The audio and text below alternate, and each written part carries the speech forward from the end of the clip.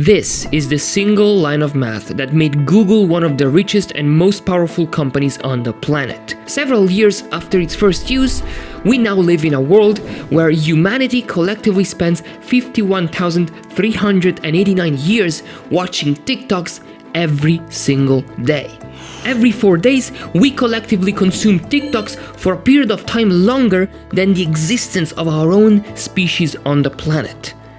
And most of that time is spent watching BOMBARDIRO CROCODILO, that scumbag piece of shit! To achieve the biggest time heist in history, social media companies employ the dirtiest of tricks. They even put up prizes for whoever manages to improve their recommendation systems by just 1 bit. Leveraging the inner workings of complex AI systems and the psychology of addiction using some of the dirtiest tricks that gambling industries have been employing for decades, with the sole purpose of making you an addict. Employing some of the lesser known social dynamics behind fear and hate, for which I wrote a pretty cool simulation that I'll show you later. And the scariest finding of them all is hidden deep within one of the papers I had to analyze for this video. There is lasting damage that short-form content does to the brain. You can use the chapters to navigate to the sections that you find more interesting. I just kicked the light. These scummy tactics have existed for over 100 years, ever since radio and television became popular. But AI was the key that turned them into destructive tools of mass manipulation. If you think that drowning your conscious and unconscious mind in an endless stream of brain-numbing slop is as innocuous as slapping your stick, I will prove you wrong, you snake.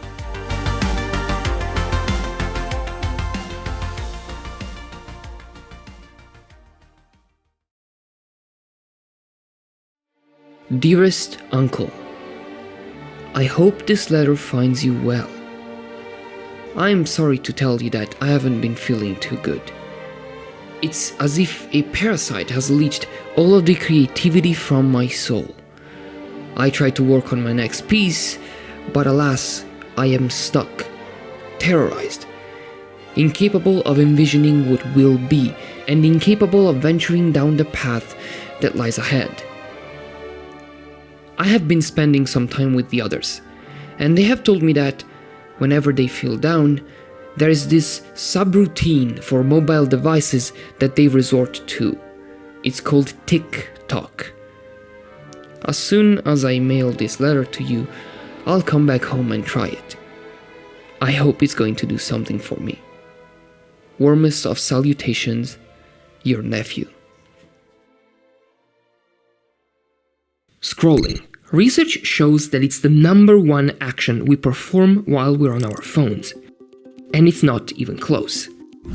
This is mostly caused by a UI design paradigm known as infinite scrolling. It's the design approach for which content just keeps loading. There is no pages, no stopping points, or visual cues that make you aware of the amount of kilometers you've just traveled on your fingertips.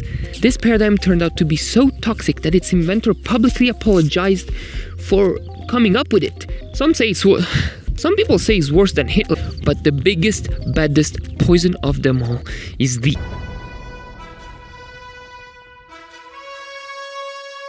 which everyone claims to be mysterious and unknown, but there are some known, publicly researched aspects to them. We know that one of the foundational concepts between these endless, cholera-riddled streams of nonsensical information is called collaborative filtering. 2009. Netflix promises a $1 million prize to whoever manages to beat their rating prediction algorithm. They had this mysterious program, Cinematch, that they used to find recommendations for their users. Whenever the website had to evaluate whether or not a user would like a movie, Cinematch would access the user's watch history to predict what score the user would give to the considered movie if they watched it. The prize was open for whoever managed to surpass Cinematch by at least 10%. That is, the proposed solutions had to have a root mean squared error that was at least 10% lower than Cinematch's own root mean squared error. To compute the RMSC, simply take the difference between the predicted values and the actual reviews given by the users. Square each of these differences, compute the average of all the squares, and then compute the square root of this average. This is a very common way to measure the accuracy of any kind of prediction system. The winner of the challenge emerged only after 3 long years, beating Cinematch by 10.06%. And this competition proved so successful that Netflix wanted to host another one soon after. But one day their CEO tripped and fell into a class action lawsuit, because it was revealed that the test data that the challengers could access was not completely anonymized, and someone could use it to reveal the identity of some of the users. The lawsuit was pretty effective at giving the company PTSD so severe that to date they have never even dared to host another competition like that one. I am giving away a $120 one-year-long Patreon membership to this channel at the end of the video. If you enjoy the rest of the video and want to enjoy the contest, leave a like, subscribe, and leave a comment saying I want in. And there's one last thing you need to do, which I will tell you at the very end of the video after the post-credit scene. And yes, this video's got a fucking post-credit scene. Yes, I'm not joking. But what the f is collaborative filtering then? It's an approach that looks for users that have a similar taste to yours. Whether it's about music, videos, TikToks, it doesn't really matter. For example, if you and your friends all watched The Passion of Jesus H. Christ, and then all of your friends, except for you, watched The Lord of the Rings, they're clearly into fantasy movies. But also, a collaborative filtering system might notice that and recommend The Lord of the Rings to you as well, which you haven't watched because you hate the cult-like following that has formed around it in the past decade. And the absolute worst part, despite my know-it-all attitude that makes me look like no one truly knows how these systems work at a fundamental level. Wanna know why? Oh boy, get ready for the fastest explainer of neural networks in the world. I'm gonna be sick for the entire duration of this small explainer, and then I'm gonna be healthy again because of movie magic. When you have a difficult to design task like make a recommendation algorithm that maximizes user engagement, how do you figure out the absolute best strategy? Sometimes it's impossible to do by hand, so you write a program to do it for you. You take all of your input data, like user preferences, user age, let's say 28, I don't care, the user's location, their language, and their gender, and whatever else you might need. This is just an example. You build some kind of obscure magic system, and the purpose of it is to take all of these beautiful little inputs that you have and to convert all of them to some kind of numerical representation. Now, the way in which you do this is extremely difficult or extremely simple. There are several disciplines that detail how to do this whole step, okay? It's a very complex endeavor sometimes. It would be for this. The important part is that we now have what are called features. These are the actual inputs that we're going to use. For the sake of clarity, let's name these features. Here's the crucial part. I need to... Now you experiment. You start writing a bunch of different equations that multiply the inputs by whatever values you want. For example, we could write 10. Fuck me, you need to stop going down. I'm gonna lose my shit. 10 times A plus 20 times B plus 1 times C plus 5 times D plus 2 times E. Now what does this do? It gives different levels of importance to each of the inputs. The goal is to obtain some type of score, some giant ass X value that represents whatever you're trying to solve. In this case, we would like our score to represent the likelihood that the user is going to watch a specific piece of content. But maybe the weights you have chosen don't work too well, which is very likely considering that the problem that we are trying to solve is again very, very difficult. So you write a program that experiments with them. It starts with a random assignment of weights and it just tests them. It starts making user recommendations using those weights. After each test, it changes the weights slightly in whatever direction it believes will improve the suggestions, according to the experimental data that we have just collected by using the recommendation system on the field. This process is repeated until we find a stable point for which no significant improvement can be obtained with any small change of the weights. We call this point a local optimum. If we expand this approach by adding more in-between calculations, like you can see in this diagram, you can increase the power of the program. Here, each layer represents a new step of the computation. Each node has a value that corresponds to the combination of all the values from the previous layer. The more layers you have, the more powerful your program. But you also increase the time required to train this network, and you also risk to never find an optimum point. There are problems known as exploding and vanishing gradient problems. Anyways, with this knowledge, we can train a neural network to behave as we want. In our case, we can use it to make this recommendation system for social media networks.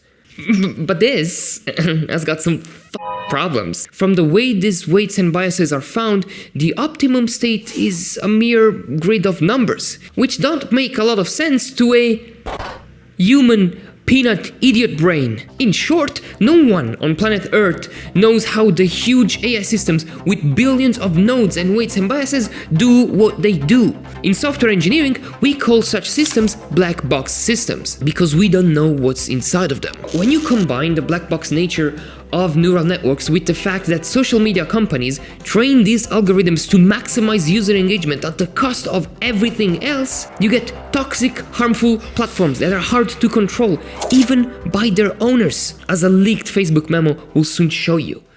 What's worse is that if you fine-tune the angle of the AI system, you can introduce an algorithmic bias. Push for more content that agrees with whatever your political agenda is. And even though we know that these shiny bricks are a grand source of worry, we still keep coming back to it. And that is because they use some psychological tricks straight out of gambling companies' playbooks.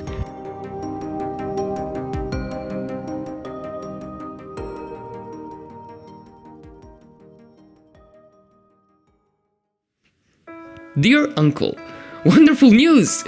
This TikTok is insane! I've learned so much about different cultures, different hobbies, and ways to experience this beautiful planet of ours. But there's one thing that has been exquisitely tickling my peckish sense of humor. Skibidi toilet, bombardiro crocodilo, tung tung tung saur. Oh my dearest uncle, it's the stuff of legends! I shall tell you more in my next letter. Kiss mom for me, please. Love, your nephew.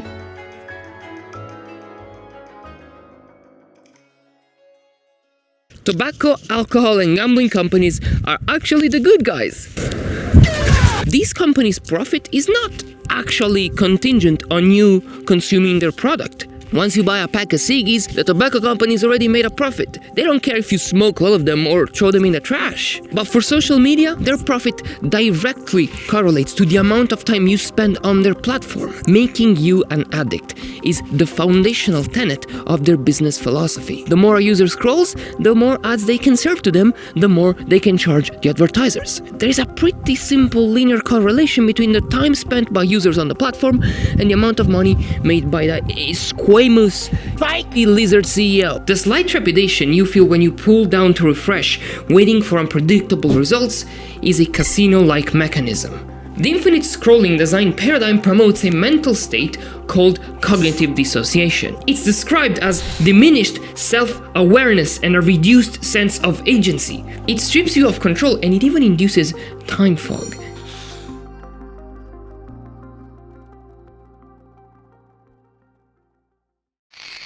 This generation's iPad kids are gonna be so much worse than the original ones. Among other things, the Brainrot-induced cognitive dissociation seems to carry some memory-altering effects, especially right after consuming Brainrot content. Some scientists got some people to perform a prospective memory task, an experiment in which a task was given to the test subjects ahead of time and they had to remember to do it. In this case, they gave some people a handful of words, the name of colors.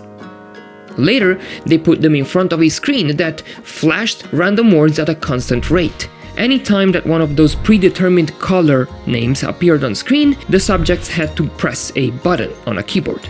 In the experiment, the test subjects had to do this for an initial run, then they had to take a 10-minute break, and then they had to do a second run right after the break. During the break, the test subjects were split into 4 groups.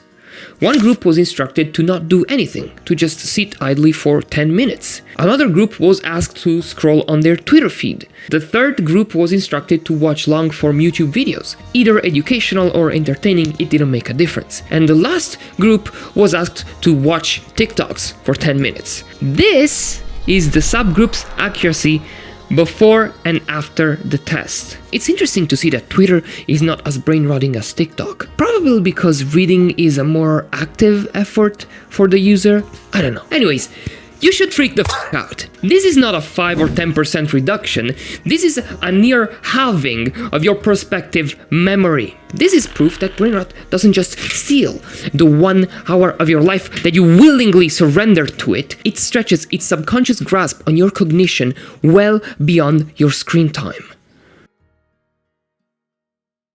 These are real cubes, by the way.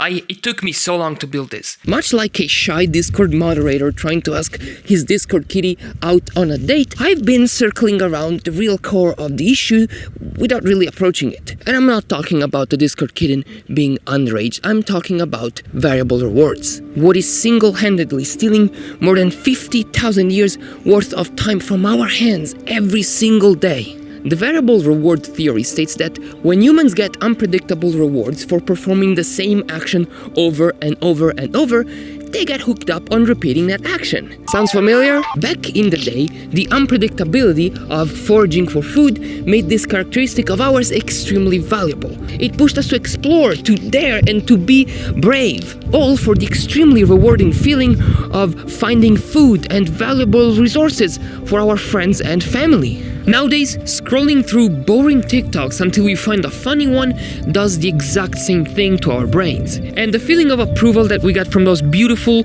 red likes and from the influencers smiling and waving at us from our phone screens fulfill that eternal crippling need of validation that is ingrained in our DNA. These are evolutionary mismatches. Evolutionary traits that once gave us an edge over competing species and that are now being leveraged against us. I can't say the word leveraged.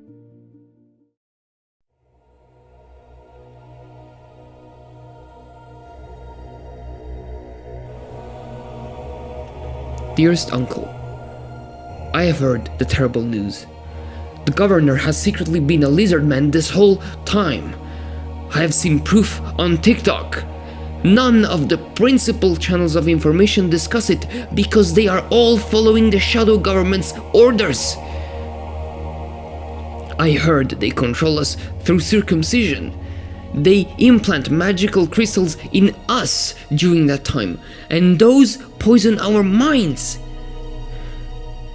But TikTok has awakened me. I know now, Uncle. I have a grand plan, Uncle. You shall see. I will tell you soon in my next letter. Goodbye. In today's society, power and information are often synonyms.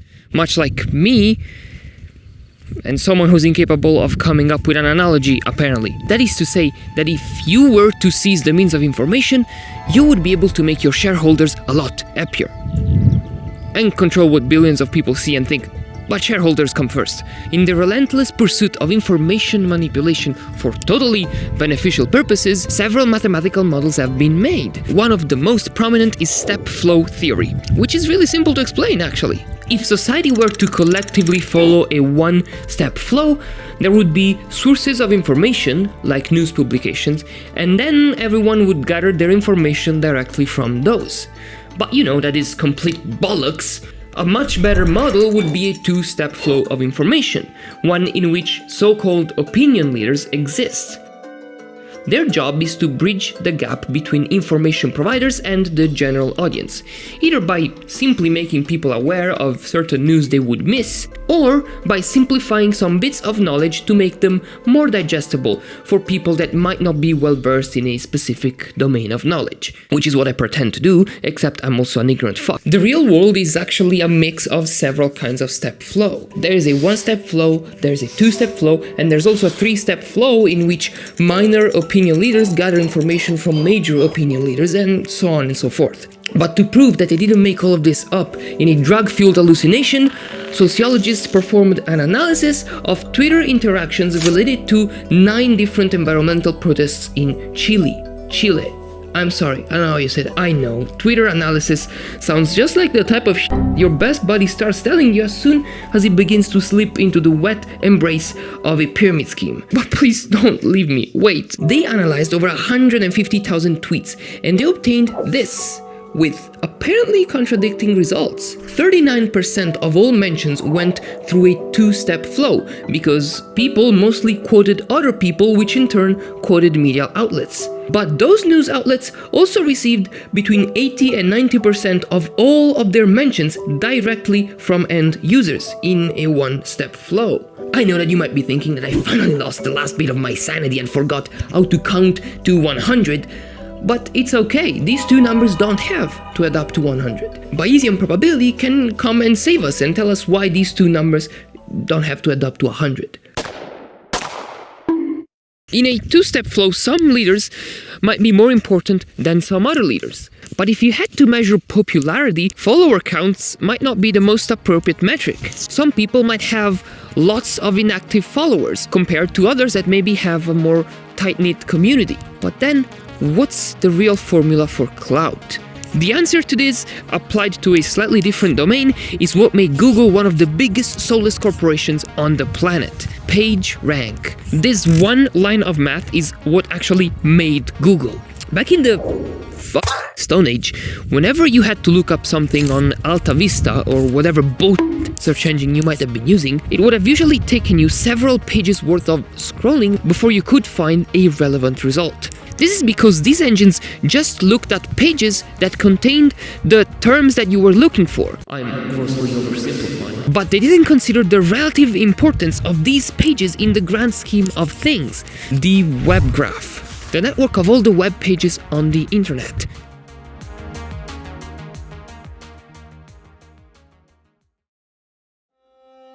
The World Wide Web can be represented as a network of nodes and directed arches.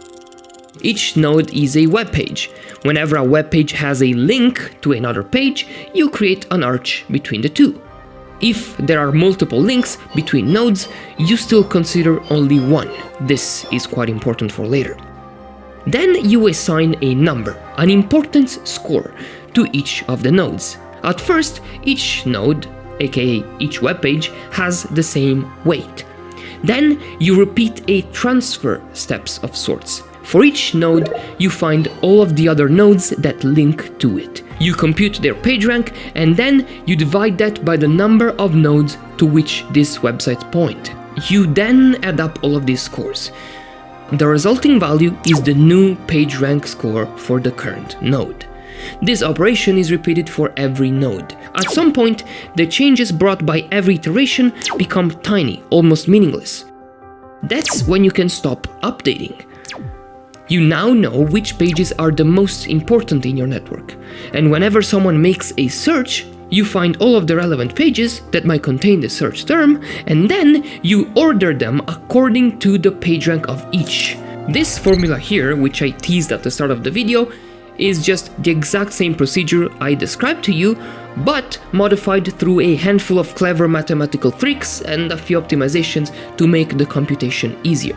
But the core idea is the same. But if you replace the websites with social media accounts, the links can now indicate followers. When John follows Scott Morrison, former Australian Prime Minister rumored to have shot himself at the Eid Gadin McDonald's, you draw an arrow from John's node to Scott's. But then isn't that the same as counting followers? Don't people with more followers simply get a higher PageRank? No, you stupid bastard! Let me show you an example. If one big account with lots of followers follows one single other account that in turn doesn't follow anyone and has no other followers, that isolated account will have a higher PageRank score than the popular account with many followers. This doesn't make any sense. No way a person with one follower beats one with a million. For this reason, several algorithms stemmed from PageRank, with the idea of adapting the core principle of it to social networks. And the metrics they provide can be fantastic in identifying the core participants of online communities. This way you can maximize shareholder revenue by selecting the most suitable creators for partnerships and sponsorships and collaborations. Because it turns out that most people are extremely mistrusting of corporations as a whole.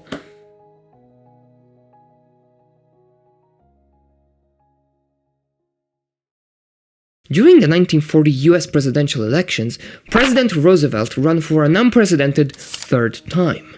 During his campaign, a study was conducted on 2,400 Ohio voters.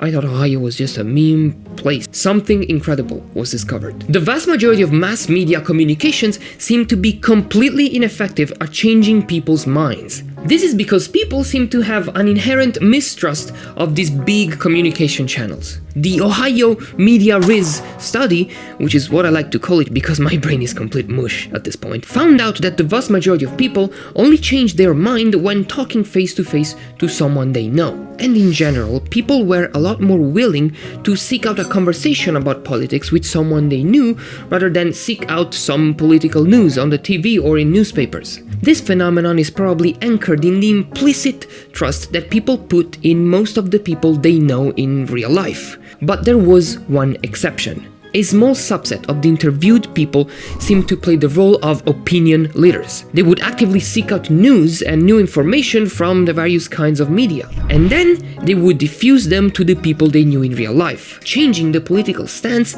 of the people they knew. And in fact, this was the first study that inspired the formulation of the two-step flow theory of communication.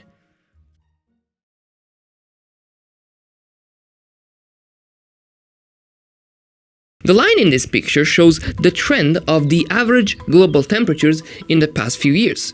Global warming is slowing down. All the worries about the increasing global temperatures were a bit overblown. And that's happening solely, exclusively because I cherry-picked the data that I wanted to show you. This is the real trend when you use a bigger time frame. Cherry-picking is what social media algorithms do by design. It is the end goal of algorithmic bias, and the end product are filter bubbles. Biased worldviews based on incomplete information that keep reinforced again and again and again.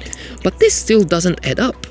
If you just showed people what they wanted, there wouldn't be so many extremist and violent people on the internet. Yeah, humans are prejudiced. They judge people based on the color of their skin. They sometimes discriminate people for the smallest of things, and they are also sometimes attracted by weird drawings of humanoid furry creatures, but most are not that extreme. When I come out and touch some grass, I don't encounter a Nazi every 30 minutes. Or maybe most people do suck, but they're also extremely good at hiding their vitriol until they're behind the cozy safety of online anonymity. But I refuse to be so cynical and hopeless. And for good reason. Scientific evidence shows the existence of a social comparison theory. When people are in the presence of like-minded individuals, they tend to express more extreme versions of their views in order to appear as leaders and dominate their social context. And selective exposure glues it all together. People tend to look for what they want to see, and this is, again, thoroughly documented. Social media companies leverage this to the extreme, resulting in algorithmic radicalization. A 2021 leaked Facebook memo proves that the company is well aware of this, and they deliberately do it even though these black box systems are difficult to control. They know. And this is out in the public, and no one bats an eye. You've probably never even heard of this. And you might try to be hopeful and think that maybe most of the damaging effects of social media are confined to online spaces. But it's simply not true. More than 4 hours of television watching per day were found to cause increased shyness, loneliness, and depression. And this was decades ago. The phenomenon was labeled as mean world syndrome. The creator of this theory explained that we, as a society, went through a major cultural shift. The educating storytellers of everyday life used to be teachers, members of the community, parents, but they all got replaced by big multinational conglomerates that, and I quote, have nothing to tell but a great deal to sell. Just like wannabe internet personalities that ask you to check the link in the top right corner of the video. From further studies, it was found that the worldview of heavy TV... The worldviews of heavy TV watchers, people who consumed TV for more than 4 hours a day, was fundamentally different than anyone else. When they asked them what they thought the probabilities of being victims of a violent crime in the following week would be, they estimated that they had a 1 in 10 chance of being attacked by someone.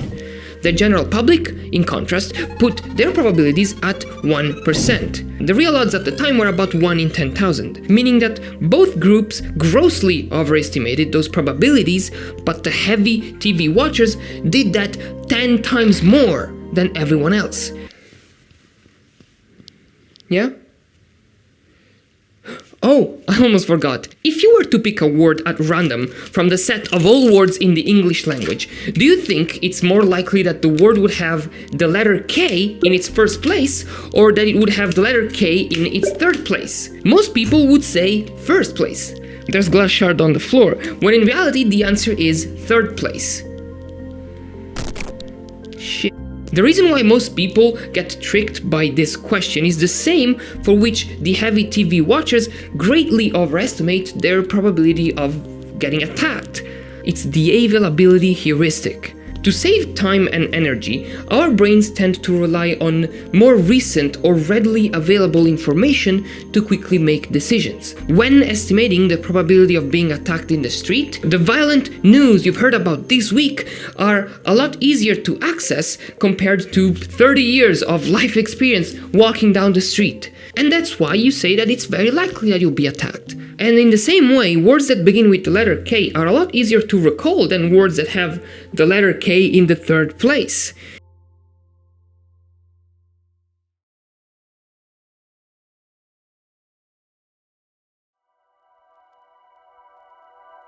We are cognitive misers.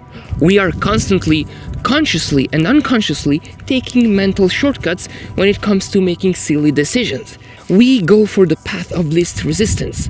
The only way to force our brains to stop taking these shortcuts is to make the choice seem a lot more important than what it might be. Make the payoff for the decision high enough. In that sense, psychology clearly states that first impressions matter, and the way in which decisions are presented to people can alter the amount of mental energy that people spend to make said decisions, which can in turn alter the very choice that they make. In simpler terms, we judge books by their cover, even though we shouldn't. And we worry so much about the cover of the book that sometimes, to us, the cover is more important than the content of the book itself. Media companies are very aware of all of this. It's how they make money, with targeted advertisements that allow other companies to be as effective as possible at selling you their stuff. But to spice it all up, they also employ some agnontology, the process of intentionally creating or encouraging doubt or ignorance, for example by spreading false information in order to influence opinion, sell a product, or gain an advantage. As a silly example, in an advertisement for a home security alarm system, you might see a thief break into a house and steal all of their precious valuables and memories and ruin everything. And then you will see the next door neighbor using the premium alarm system sleep extremely well. In this case, you either buy the product or thieves break into your house and eat your ass. Thieves eating your ass would be frightening. It wouldn't be for me. Therefore, you're buying the security system. Look at the Cambridge Analytica scandal. There was active research on how to push a political agenda on people by leveraging their personal fears based on data they could get from their online profiles. And even crazier is that it was nothing new. It's the traditional social media business model applied to politics. And it's not fair. One scaly reptilian CEO should not be able to wield the power to sway the election results of any country on earth. There's even doubts that TikTok tried to do it with the recent Romanian presidential election by reducing the traffic and exposure of one candidate and boosting the traffic and exposure of another. Now, can we prove this? No. And that's the problem. There is no way to see if it's happening. And even if you could prove that it was actually happening, the social media companies could have plausible deniability by saying that they don't really know how their AI recommendation systems works, because it's a black box AI. We can't explain the meanings of all of these weights and biases of the neural network that we're using. In the age of mass media, money can buy fate more than it ever could. And I don't like it one bit.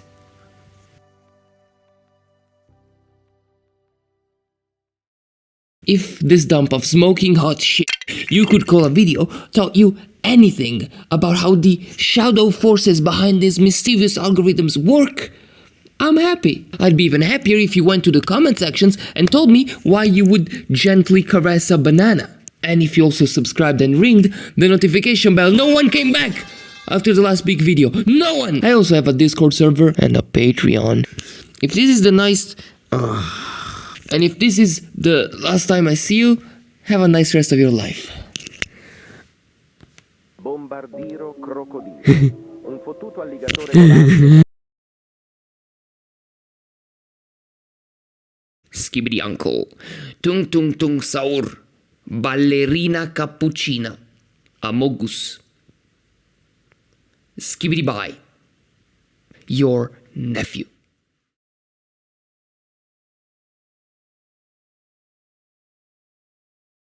But how do you enter the giveaway for the Patreon membership? Well, simply follow my new Instagram account. That's it. I will just draw one follower from my list of followers and I will DM you on Instagram with the link to redeem the thing. Goodbye.